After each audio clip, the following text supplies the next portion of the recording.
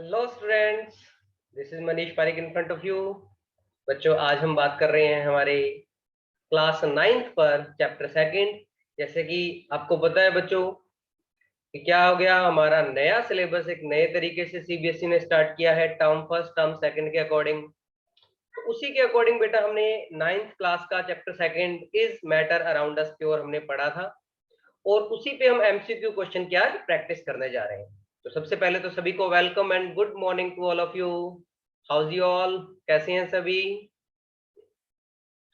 हाँ जी बच्चों, सभी आ जाइए। यस, ऑनलाइन आइए सभी के सभी। बहुत ही इंटरेस्टिंग और इंटरैक्टिव क्लास होने वाली है बच्चों आज ये। हाँ जी, सबको गुड मॉर्निंग बच्चों, गुड मॉर्निंग गुड मॉर्निंग। सभी आ जाइए।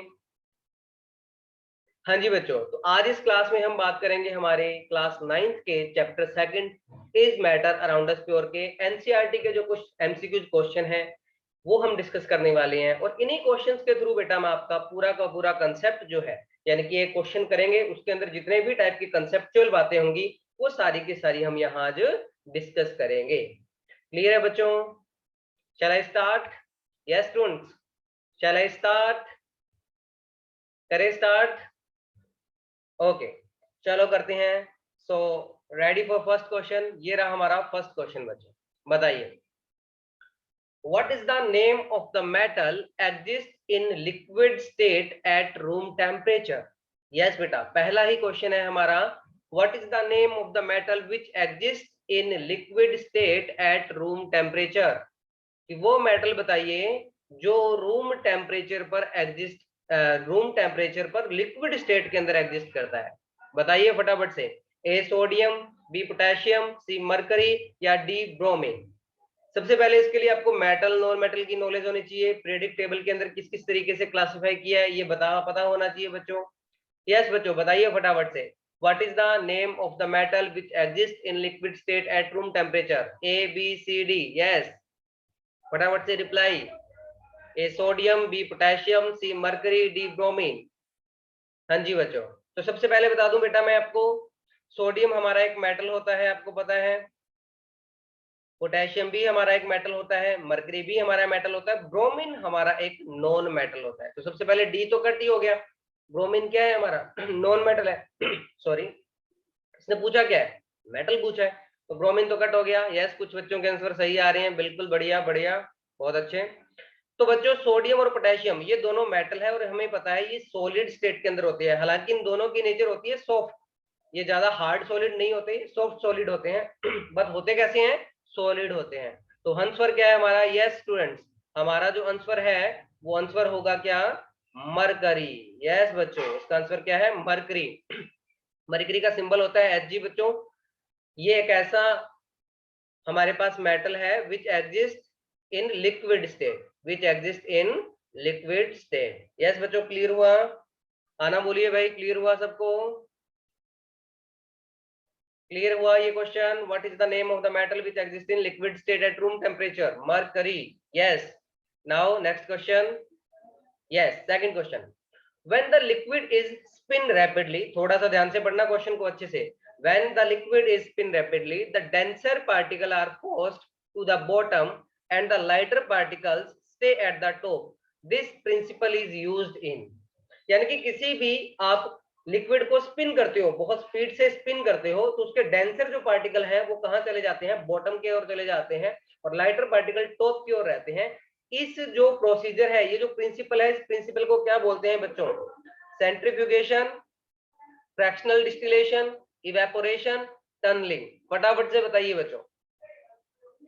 हाँ जी, क्वेश्चन रिपीट कर रहा हूं। when the liquid is spin rapidly, the denser particles are forced to the bottom and the lighter particles stay at the top. The principle is used in centrifugation, fractional distillation, evaporation और tunneling। फटाफट से reply कीजिए बच्चों, ए B C और D. Yes students, reply faster. आ रहे हैं कुछ के रिप्लाई, कुछ के गलत आ रहे हैं, कुछ के सही आ रहे हैं, क्या कर रहे हो भाई? तो सबसे पहले बेटा इसका आंसर बताता हूं मैं आपको। इसका आंसर होता है सेंट्रीफ्यूगेशन। क्या होता है? सेंट्रीफ्यूगेशन। सेंट्रीफ्यूगेशन का याद करो, जब मैंने पढ़ाया था तो मैंने एग्जांपल दिया था। कभी डेयरी पे गए हो दूध देने या दूध लेने? डेयरी पे तो डेयरी वाले क्या करते हैं, बड़ा बेसिक सा एग्जांपल है, जो गांव देहात के बच्चे हैं उनको तो अच्छे से पता होगा, या जो पशु वगैरह रखते हैं उनको पता होगा, हम भी रखते थे तो हमें पता है ये चीज। तो जब डेयरी पे हम दूध देने जाते हैं ना, तो वो दूध की वैल्यू कैसे निकालते हैं, तुम्हें पता है कितने केजी का आपका दूध का, आपका 50 रुपए केजी है, आपका 40 रुपए केजी दूध है, वो कैसे निकालते हैं? उनके पास ये सेंट्रीफ्यूगेशन एक तरीके की मशीन ही होती है। तो वो क्या करते हैं, सेंट्रीफ्यूगेशन से क्या करते हैं, उस दूध को एक टेस्ट ट्यूब में डाल के उस सेंट्रीफ्यूगेशन मशीन में डाल देते हैं, और वो सेंट्रीफ्यूगेशन मशीन है बहुत स्पीड से रोटेट करती है, जिससे क्या होता है, दूध की जो फैट है वो अलग हो जाता है और दूध की लिक्विड है वो अलग हो जाती है। अब जितनी उसमें फैट की अमाउंट ज्यादा होगी, उतने आपके मिल्क का जो रेट लगेगा वो ज्यादा लगेगा। तो सेंट्रीफ्यूगेशन अब होता क्या, मिल्क में आपको पता है ना, फैट होता है और लिक्विड भी होता है, तो वो फैट क्या है, हमारा डेंसर पार्टिकल है, वो बॉटम की तरफ इकट्ठा हो जाता है, जो बचा हुआ लिक्विड पार्टिकल है वो हमारा टॉप की ओर इकट्ठा हो जाता है। इस तरीके से जो सेंट्रीफ्यूगेशन मेथड है ना बेटे, वो आपके डेंसर पार्टिकल और लाइटर पार्टिकल को क्या करता है, स्पिन करके क्या करता है, सेपरेट करता है। इसको क्या बोलते हैं, सेंट्रीफ्यूगेशन। सेंट्रीफ्यूगेशन हमारे स्कूल की अभी आपको लैब विजिट करवाऊंगा तो आपको देखना, वहां पे हमारे पास सेंट्रीफ्यूगेशन मशीन भी पड़ी है। तो सेंट्रीफ्यूगेशन मशीन किस लिए यूज करते हैं, जब हमें किसी चीज का पीपीटी बनाना होता है, अच्छे से पीपीटी प्रिपेयर करना होता है ना, तो उस लिक्विड को टेस्ट ट्यूब में डाल के हम सेंट्रीफ्यूगेशन मशीन में डाल देते हैं, फिर सेंट्रीफ्यूगेशन मशीन ऑन कर देते हैं, तो वो बहुत ही रैपिडली उसको स्पिन करती है, बहुत तेज घूमती है, जिससे क्या होता है, जो पीपीटी होता है, परसिपिटेट होता है, जो डेंसर पार्टिकल होते हैं वो तो नीचे बैठ जाते हैं और लिक्विड जो होता है वो ऊपर रहता है। फिर उस लिक्विड को हम टेस्ट ट्यूब में से निकाल देते हैं और हमारे पास प्योर पीपीटी बच जाता है। ठीक है बच्चों, तो ये क्या है, सेंट्रीफ्यूगेशन। इसका आंसर क्या होगा, सेंट्रीफ्यूगेशन। ओके, चलते हैं नेक्स्ट क्वेश्चन पर। Third, what is the name of the metal which exist in liquid state at room temperature. अरे ये तो वही क्वेश्चन आ गया, सॉरी। नेक्स्ट देखिए, fourth question, which of the following element is not a metalloid. बहुत अच्छा question, बताइए बच्चों कि कौन सा एलिमेंट है जो मेटलॉइड नहीं है। देखो बेटा, पीरियोडिक टेबल में हमारे पास तीन टाइप के मेटल्स होते हैं, तीन टाइप के एलिमेंट्स होते हैं, कुछ होते हैं मेटल्स, कुछ होते हैं नॉन मेटल्स, एंड कुछ होते हैं मेटलॉइड्स, कुछ होते हैं metalloids. Metal, non metal and metalloids. तो आपको ये बताना है इसमें से कौन सा है जो मेटलॉइड नहीं है, बोरॉन, सिलिकॉन, जर्मेनियम या फिर टंगस्टन। फटाफट से रिप्लाई कीजिए, कौन सा है जो मेटलॉइड नहीं है, यानी कि या तो वो मेटल होगा या तो वो नॉन मेटल होगा। फटाफट से बताइए बच्चों, हाँ जी रिप्लाई कीजिए फटाफट से। देखो बेटा, इसके लिए मैं तुम्हें एक दिखाता हूँ, क्या, पीरियोडिक टेबल, जिससे तुम्हें और अच्छे से क्लियर हो जाए। ये पीरियोडिक टेबल देखो, ये है हमारी पीरियोडिक टेबल। तो इसमें तुम्हें बताता हूँ, ये वाले दोनों जो ग्रुप हैं बच्चों, ये वाले दोनों ग्रुप, ये प्योर मेटल्स हैं हमारे पास, जिनको बोलते हो S block elements, S block elements. ये दोनों ग्रुप है ना, ये एस ब्लॉक एलिमेंट्स में है, और इनमें सभी क्या होते हैं, मेटल्स होते हैं। इधर आओगे, ये होता है पूरा का पूरा पी ब्लॉक। ये क्या होता है बेटा, पी ब्लॉक। जो हमारी पीरियोडिक टेबल है ना, उसको चार तरीके से डिवाइड किया गया है, S block, P block, D block, F block. तो ये दोनों जो ग्रुप है वो एस ब्लॉक के हैं। ये कहां से, 3A से लेकर 8A तक, ये कौन सा है, पी ब्लॉक है। इसमें क्या होते हैं बेटा, इसमें आपको सभी तरीके के मिलेंगे। यहाँ पे आपको क्या मिलेंगे, आपको मेटल्स भी मिलेंगे, यहाँ पे आपको नॉन मेटल्स भी मिलेंगे, और यहाँ पे आपके मेटलॉइड्स भी मिलेंगे। यहाँ पे एस ब्लॉक में ओनली हमें क्या मिलते हैं बच्चों, मेटल्स मिलते हैं। और ये बीच वाला जो पोर्शन है पूरा, ये वाला, ये इतना, दोबारा दूसरे कलर से बनाता हूँ, ये वाला पूरा, ये होता है बच्चों डी ब्लॉक। क्या होता है ये, डी ब्लॉक। और ये नीचे वाले जो सेपरेटली दे रखे हैं अलग से, इसको बोलते हैं एफ ब्लॉक। ये क्या होते हैं, एफ ब्लॉक, एफ ब्लॉक। ठीक है, तो डी ब्लॉक में भी आपके मेटल्स होते हैं, एफ ब्लॉक में भी आपके मेटल्स होते हैं, एस ब्लॉक में भी आपके मेटल्स होते हैं। तो पी ब्लॉक ही ऐसा हमारा एक बड़ा बढ़िया सा ब्लॉक है, जिसके अंदर मेटल, नॉन मेटल और मेटलॉइड सभी मिलते हैं। ठीक है, अब देखो, अब हमें बताना है कि कौन सा मेटलॉइड नहीं है। तो देख लेते हैं मेटलॉइड कौन कौन से हैं, है ना। तो सिंपल सी बात है, सारे मेटल्स और नॉन मेटल्स को याद करने की बजाय हम मेटलॉइड से याद कर लेते हैं कौन कौन से हैं। तो देखो कौन कौन से मेटलॉइड है हमारे पास। सबसे पहले ये जो ग्रीन कलर में बनाए हुए हैं सभी मेटलॉइड्स हैं, boron, silicon, germanium, arsenic, antimony, tellurium, polonium, these are the non metals. दोबारा से याद रखेंगे बेटा, कौन कौन से नॉन मेटल हमारे पास, दोबारा से बता रहा हूं मैं आपको। यहाँ पे हमारे पास है बोरॉन, स्टार्ट करते हैं बोरॉन से, बोरॉन बी, ये हमारा मेटलॉइड है, सॉरी। दूसरा सिलिकॉन, सिलिकॉन हमारा मेटलॉइड है। फिर जर्मेनियम, फिर आर्सेनिक, ये भी आपका मेटलॉइड है। फिर एंटीमनी, टेल्यूरियम और पोलोनियम, ये सभी क्या है आपके मेटलॉइड्स हैं। तो इसके अलावा जो भी आएगा वो नॉन मेटल या फिर क्या हो जाएगा, मेटल हो जाएगा। चलो देखो उस क्वेश्चन पे वापस चलते हैं अपने। ठीक है, हमारा क्वेश्चन कौन सा था, 5th क्वेश्चन था। क्या हो गया इसके, सॉरी बच्चों, कई बार प्रॉब्लम क्रिएट हो जाती है भाई।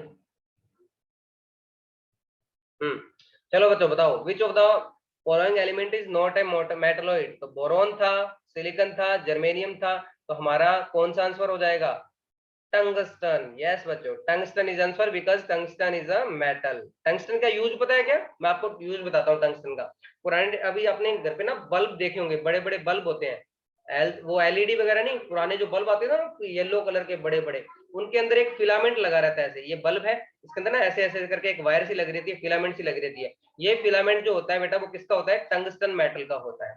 ये फिलामेंट जो होता है वो किसका होता है, टंगस्टन मेटल का। क्यों बनाते हैं, क्योंकि इसका जो हमारे पास जो मेल्टिंग पॉइंट होता है वो बहुत ही ज्यादा होता है। मेल्टिंग पॉइंट क्या होता है, वेरी हाई, इसलिए इसको मेटल को बनाते हैं। क्योंकि इलेक्ट्रिसिटी पास करोगे तो वहां पे बहुत सारी हीट जनरेट होगी, तो हीट जनरेट होगी तो जो हमारा सॉलिड है वो मेल्ट ना हो जाए, इसलिए हम कौन सा मेटल यूज करते हैं, जिसका मेल्टिंग पॉइंट बहुत ज्यादा हो, तो वहां पे टंगस्टन यूज करते हैं। ठीक है, तो टंगस्टन क्या है हमारा बच्चों, एक मेटल है। ओके, क्लियर हुआ, यस नो बोलिए फटाफट से। हाँ जी बच्चों, क्लियर हो गया कि कौन सा मेटलॉइड नहीं है, टंगस्टन मेटलॉइड नहीं है बच्चों हमारा। क्लियर है बच्चों, आगे चलें, next question. If we put camphor in an open container, its amount keeps on decreasing due to the phenomena of।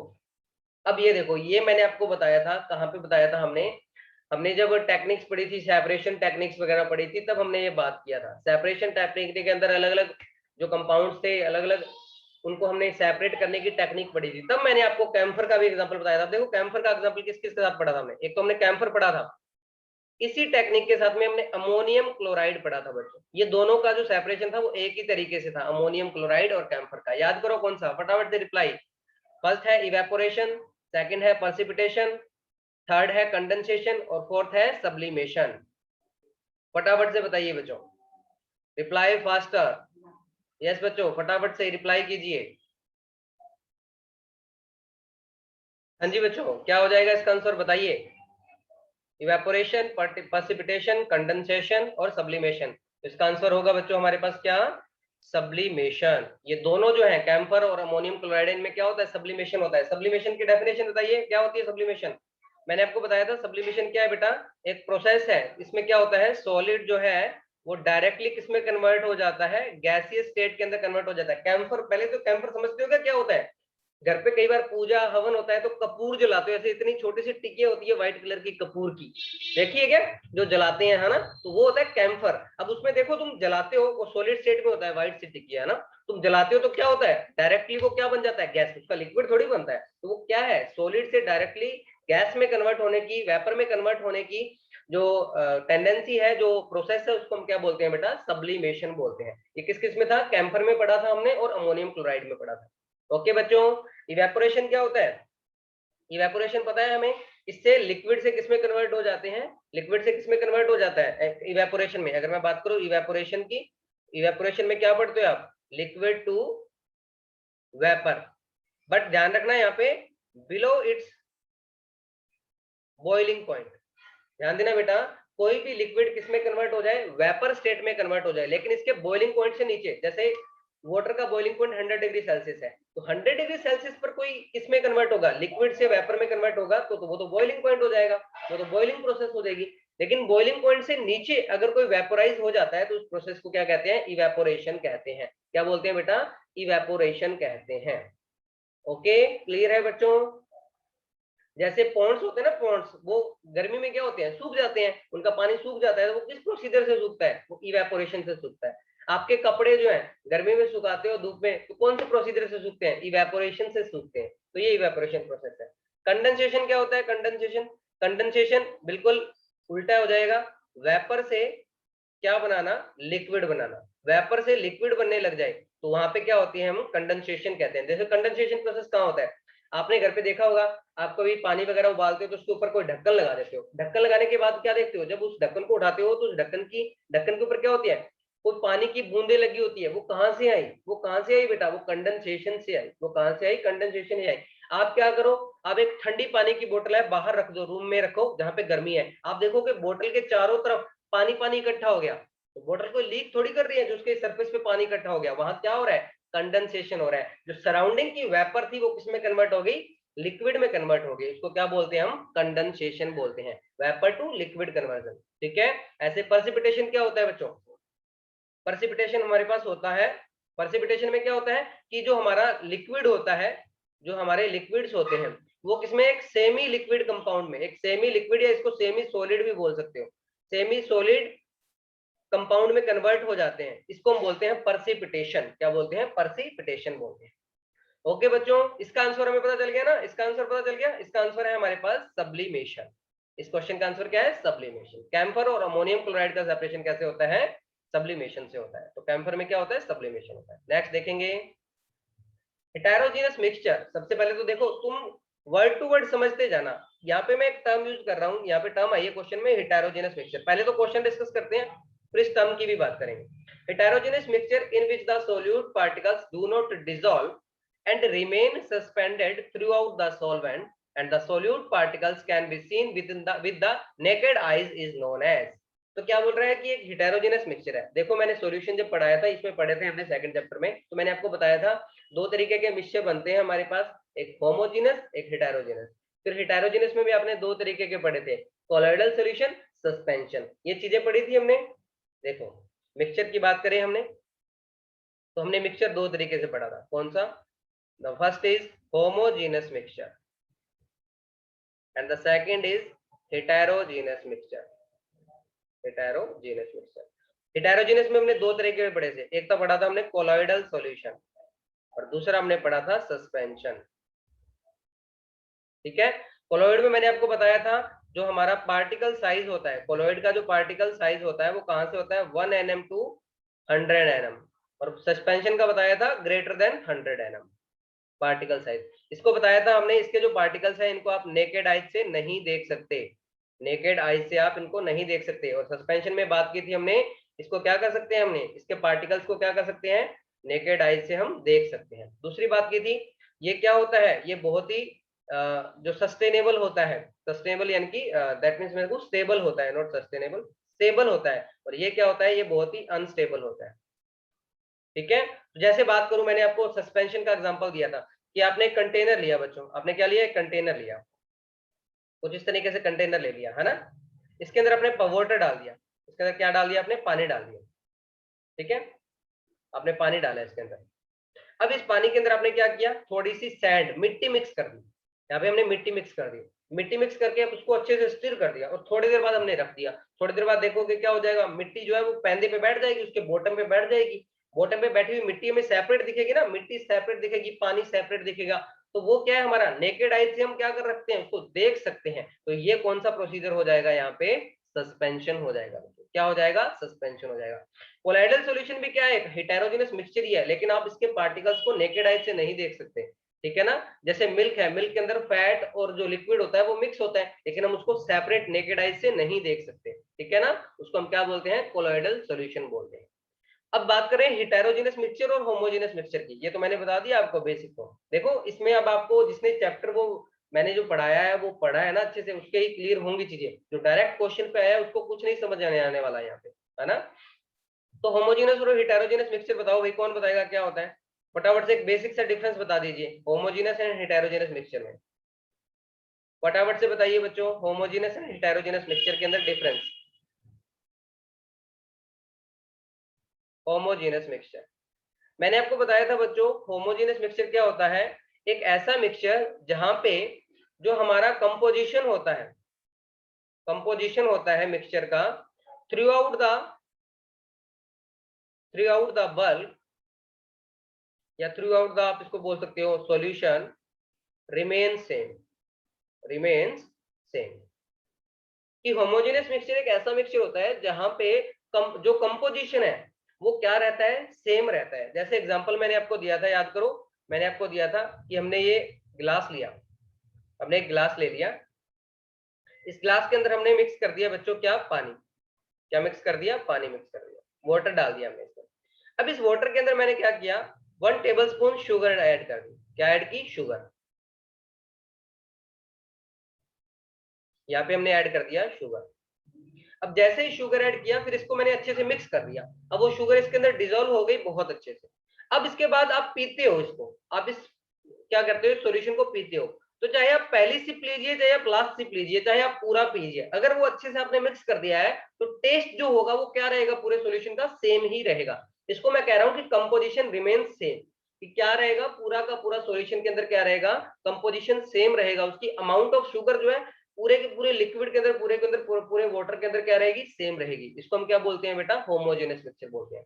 वहीं अगर मैं बात करूं क्या, हेटेरोजेनस मिक्सचर की, तो हेटेरोजेनस मिक्सचर में क्या रहता है बेटा, through out the composition same नहीं रहता। हेटेरोजेनस में क्या नहीं रहता, through out the composition same नहीं रहता। जैसे मैंने आपको मिट्टी वाला एग्जांपल दिया कि आपने सैंड डिसॉल्व की, तो कुछ देर बाद में सैंड क्या हो जाएगी, बॉटम में बैठ जाएगी। ऊपर सैंड नहीं है, नीचे सैंड है, तो ये क्या हो गया, कंपोजिशन सेम नहीं हुआ। क्लियर है बच्चों। तो हम बात करें हेटेरोजेनस मिक्सचर, जिसमें क्या होते हैं, सोल्यूट पार्टिकल्स डिसॉल्व नहीं होते और रिमेन सस्पेंडेड रहते हैं सॉल्वेंट के अंदर, और इसको आप नेकेड आइज से देख सकते हो। ऐसे सॉल्यूशन को हम क्या बोलते हैं, सस्पेंशन बोलते हैं। क्लियर हो गया बच्चों, यस नो बोलिए। यस नो, यस नो बोलिए बेटा। नेक्स्ट क्वेश्चन, आइए। In tincture iodine find the solute and solvent. Find the solute and solvent. Sorry, सबसे पहले बात करूं टिंचर आयोडीन।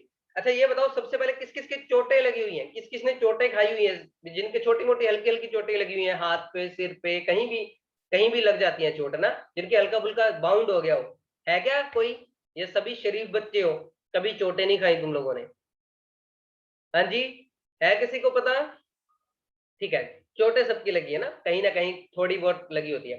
तो जैसे ही चोट लगती है, जनरली आजकल तो घर पे ही रखते हैं, लेकिन डॉक्टर के पास भी जाते हो ना, तो वो एक सॉल्यूशन लगाता है, रेड सा सॉल्यूशन लगाता है ऐसे, मतलब शुरू में वो रेड होता है, बाद में उसका कलर ब्लैक सा, डार्क ब्लैक हो जाता है थोड़े दिन के बाद में। याद है ना, फिर वो पट्टी कर देता है, बैंडेड वगैरह लगा देते हैं। तो वो जो शुरू का सॉल्यूशन लगाते हैं ना रेड से कलर का, वो होता है आयोडीन, टिंचर आयोडीन। तो टिंचर आयोडीन होता क्या है बच्चों, पहले तो आप रिप्लाई कीजिए, पहले इसको किसी को पता है तो आंसर दीजिए। टिंचर आयोडीन बोला है, alcohol is the solute and iodine is the solvent. Iodine is the solute and alcohol is the solvent. Any component can be considered as solvent or solute. Tincture of iodine is not a solution. फटाफट से बताइए क्या होता है। Yes बच्चों, reply कीजिए faster, I am waiting. फटाफट से बताइए भाई, ए बी सी डी क्या आंसर होगा, बताओ बताओ आपके रिप्लाईज। हाँ जी,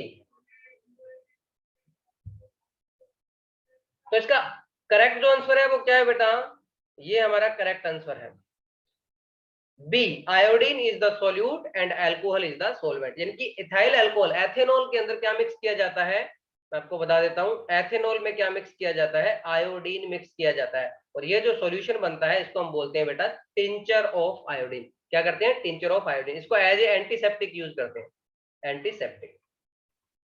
ठीक है, ये जो सॉल्यूशन है वो एज ए एंटीसेप्टिक यूज होता है बच्चों। क्लियर है बेटा ये। Next question, the continuous zigzag movement of colloidal particles in a dispersion medium is called। zigzag movement याद करो, प्रॉपर्टीज बताई थी colloidal solution की, याद करो बच्चों, बहुत दो इंपॉर्टेंट प्रॉपर्टीज बताई थी, टिंडल इफेक्ट और Brownian movement. Tyndall effect and Brownian movement, बताइए जिगजैग मूवमेंट किसमें होता है, A dispersion, second Tyndall effect, third Brownian movement and D oscillation. तो इसका आंसर राइट क्या होगा बच्चों, फटाफट से रिप्लाई कीजिए। हाँ जी, रिप्लाई कीजिए। The answer is Brownian movement. मैंने बताया था बेटा, कोलॉइड पार्टिकल जो होता है उन पे चार्ज होता है, सेम चार्ज होता है, कोई पॉजिटिव होगा या फिर नेगेटिव होगा, तो वो क्या करते हैं, एक दूसरे से रिपेल होके इस तरीके से जिगजैग मूवमेंट करते रहते हैं। इस जिगजैग मूवमेंट को हम क्या बोलते हैं, ब्राउनियन मूवमेंट बोलते हैं बेटा। जिगजैग मूवमेंट को क्या बोलते हैं, ब्राउनियन मूवमेंट बोलते हैं। और टिंडल इफेक्ट क्या होता है, ये देखने के लिए आप यूट्यूब पे सर्च कर लीजिए, Tyndall effect by chemical mystery. वहां पे बिल्कुल मैंने एक्सपेरिमेंट के थ्रू बता रखा है, पूरा एक्सपेरिमेंट बता रखा है कि टिंडल इफेक्ट क्या होता है। तो यूट्यूब पे जाइए, सर्च कीजिए Tyndall effect by chemical mystery, आपको टिंडल इफेक्ट का पूरा एग्जांपल मिल जाएगा। और वहां पे मैंने आपको सस्पेंशन सॉल्यूशन और कोलोइडल सॉल्यूशन तीनों के विद एक्सपेरिमेंट बता रखे हैं कि कैसे सेपरेट करते हैं। ओके बच्चों, क्लियर है? तो इसका आंसर क्या हो गया हमारे पास? ब्राउनियन मूवमेंट हो गया बच्चा। इसका आंसर क्या हो गया हमारे पास? ब्राउनियन मूवमेंट हो गया बच्चों। क्लियर है ये? नेक्स्ट क्वेश्चन देखते हैं बेटा। 8th क्वेश्चन हो गया हमारा। Next question, a pure substance which is made up of only one kind of atom and cannot be broken into two or more simpler substances by physical or chemical means is referred to as, क्या कह सकते हैं? Pure substance है, एक ही type के atom से मिलकर बना है, and can not be broken into two और मोर सिंपलर सब्सटेंसेस, उसको आप क्या नहीं कर सकते, आगे सिंपलर सब्सटेंस में कन्वर्ट नहीं कर सकते बाय किसी फिजिकल और केमिकल मेथड से, उसको क्या बोलेंगे? Option A compound, option B element, option C molecule, और ऑप्शन डी क्या है? मिक्सचर। यस बच्चों, फटाफट से रिप्लाई कीजिए। यस यस, फटाफट से रिप्लाई कीजिए कि एक ही एटम से मिलकर बनाओ और उसको आप आगे फर्दर सिंपलर सब्सटेंसेस में ना तोड़ सकें, डिवाइड ना कर सकें, ना तो किसी केमिकल मेथड से ना ही किसी फिजिकल मेथड से, क्या होगा? कंपाउंड होगा, एलिमेंट होगा, मॉलिक्यूल होगा या मिक्सचर होगा? यहाँ पे फोकस करो, यहाँ पे वन काइंड ऑफ एटम, एक ही काइंड के एटम से मिलकर बना हो, तो इसका आंसर होगा बेटा हमारे पास क्या? एलिमेंट। तो एलिमेंट मैंने बताया था आपको, याद कीजिए, मैंने सोडियम का एग्जांपल दिया था आपको कि ये सोडियम का हमारे पास एलिमेंट है। तो सोडियम के एलिमेंट में क्या होंगे? सारे के सारे एटम किसके होंगे? सोडियम के ही होंगे। सारे के सारे एटम किसके होंगे? सोडियम के ही होंगे। और सोडियम को आप, एलिमेंट को आप आगे सेपरेट नहीं कर सकते, डिवाइड नहीं कर सकते सिंपलर सब्सटेंसेस के अंदर। ठीक है बच्चों, कंपाउंड भी हमें पता है किससे मिलकर बनता है? एलिमेंट से मिलकर बनता है आगे, है ना। मॉलिक्यूल भी हमें पता है एलिमेंट से मिलकर बनता है, बस दोनों की डेफिनेशन में थोड़ा थोड़ा फर्क है, वो मैंने एक्सप्लेन कर रखा है और आगे भी क्वेश्चन भी आएंगे इसके अंदर। क्लियर है बच्चों? तो सोडियम है, एलिमेंट क्या हो गया हमारे पास? एलिमेंट क्या होता है? एक ही टाइप के एटम से मिलकर बनता है। क्लियर है? यस नो बोलेंगे फटाफट से। हाँ जी बच्चों, यस नो बोलेंगे। Next question, which of the following non metal is a good conductor of electricity? क्या हो? नॉन मेटल हो। सबसे पहले तो तुम्हें मेटल, नॉन मेटल, मेटलॉइड्स का पता होना चाहिए, और मेटल में भी कौन सा गुड कंडक्टर ऑफ इलेक्ट्रिसिटी हो, जो क्या करता हो? इलेक्ट्रिसिटी कंडक्ट करता हो। सबसे पहले तो बताइए, एल्यूमिनियम, सिलिकॉन, ग्रेफाइट, गोल्ड, इसमें से एल्यूमिनियम क्या है? फटाफट से बताइए। एल्यूमिनियम मेटल है, नॉन मेटल है, मेटलॉइड है, क्या होता है एल्यूमिनियम? फटाफट से बताओ। एल्यूमिनियम मेटल है, नॉन मेटल है, मेटलॉइड है, फटाफट से ये बताओ पहले तो मेरे को। बच्चों एल्यूमिनियम क्या है हमारे पास? मेटल है, तो इसने तो नॉन मेटल पूछा है, तो पहला आंसर तो कट। दूसरा सिलिकॉन, सिलिकॉन अभी बताया था टेबल के अंदर क्या होता है? मेटलॉइड होता है। क्या होता है बच्चों? मेटलॉइड होता है, तो ये भी कट। तीसरा गोल्ड, गोल्ड तो प्योर ही पता है ना हमें, मेटल होता है भाई, तो ये भी नहीं हो सकता, तो बचा क्या? ग्रेफाइट। क्या बचा बेटा? ग्रेफाइट। तो ग्रेफाइट क्या है? एक नॉन मेटल है। ग्रेफाइट क्या है? नॉन मेटल है, और इसके अंदर क्या होता है? ये क्या करता है? इलेक्ट्रिसिटी कंडक्ट करता है। ग्रेफाइट किसका बना होता है? मेनली कार्बन का एक फॉर्म है बेटा, कार्बन होता है ना, कार्बन की एक फॉर्म है। कार्बन की 3 फॉर्म्स होती हैं, क्या होती है हमारे पास? एक तो होती है डायमंड, एक होती है graphite, and the third is fullerene. 3 form में एग्जिस्ट करता है कार्बन, डायमंड, ग्रेफाइट और फुलरीन। जो ग्रेफाइट होती है वो हमारी क्या होती है? हीट और इलेक्ट्रिसिटी कंडक्ट करती है। हीट और इलेक्ट्रिसिटी क्या करती है? कंडक्ट करती है ग्रेफाइट। क्यों करती है ग्रेफाइट हीट और इलेक्ट्रिसिटी कंडक्ट? क्योंकि बेटा ग्रेफाइट के अंदर क्या होता है? वन फ्री वैलेंसी होती है, one free valency. One free valency का मतलब कार्बन मैक्सिमम 4 बॉन्ड बना सकता है बेटा किसी भी एलिमेंट के साथ में ना, अदर एलिमेंट के साथ में या खुद कार्बन के साथ में। तो ग्रेफाइट के अंदर कार्बन क्या करता है? सिर्फ 3 बॉन्ड बनाता है, और ये जो चौथा बॉन्ड है, ये वैलेंसी जो है ये फ्री रहती है। यहाँ पे इलेक्ट्रॉन क्या रहते हैं? फ्री रहते हैं, और इस फ्री इलेक्ट्रॉन्स की वजह से क्या करता है? इलेक्ट्रिसिटी को क्या करता है? कंडक्ट करता है। डायमंड के अंदर क्या रहता है? डायमंड नॉन कंडक्टर होता है ना। तो क्यों होता है वो? क्योंकि उसकी चारों वैलेंसीज बिजी रहती हैं, चारों वैलेंसीज वो बॉन्ड बना लेता है, इसलिए कोई भी इलेक्ट्रॉन फ्री नहीं रहता है, इसलिए डायमंड क्या करता है? वो नॉन कंडक्टर होता है। तो इसका आंसर क्या हो जाएगा बच्चों हमारे पास? ग्रेफाइट। ओके, नेक्स्ट चलते हैं। Which of the following properties does not describe a compound? अब देखो कंपाउंड को डिस्क्राइब नहीं करती, तो इसके लिए आपको कंपाउंड की डेफिनेशन पता होनी चाहिए। फटाफट से कमेंट बॉक्स में लिखो, कंपाउंड की डेफिनेशन लिखो, मैं वेट कर रहा हूँ। 30 सेकंड्स वेट कर रहा हूँ मैं, ओनली 30 सेकंड। 30 सेकंड में फटाफट से लिखो। 30, 29 गिनूं क्या? टिक टिक 1 2 करके फटाफट से लिखो। यस बच्चे लिखेंगे फटाफट से, फटाफट से लिखेंगे बेटा। कंपाउंड की डेफिनेशन, क्योंकि जिसको कंपाउंड की डेफिनेशन आती है, देखो 4 ऑप्शन है हमारे पास, इन चारों में जो कंपाउंड की डेफिनेशन को फॉलो नहीं करता वो हमारा आंसर हो जाएगा, है ना। डिस्क्राइब नहीं करने का मतलब यही तो है ना कि डेफिनेशन नहीं है। फटाफट से बताइए बच्चों। हाँ जी, लिखिए फटाफट से, कंपाउंड की डेफिनेशन लिखिए कमेंट बॉक्स में। सबसे पहले, it is a composed of 2 और मोर एलिमेंट्स। यस, बिल्कुल, कंपाउंड 2 या 2 से ज्यादा एलिमेंट से मिलकर बना होता है। It is a pure substance. Yes, मैंने बताया था ये क्या होते हैं, प्योर सब्सटेंस होते हैं। It can not be separate into constituent by physical means. Yes, physical method से आप इनको सेपरेट नहीं कर सकते। जैसे देखो H2 है, ये कंपाउंड है, तो सबसे पहले मैं बात करूं, इट इज कंपोज्ड फॉर 2 और मोर एलिमेंट्स। बिल्कुल भाई, ये हाइड्रोजन और ऑक्सीजन से मिलकर बना है, तो 2 या 2 से ज्यादा एलिमेंट से मिलकर बना होगा। It is a pure substance. Yes, water खुद क्या है, एक प्योर सब्सटेंस है। वाटर क्या होता है, प्योर ही तो होता है।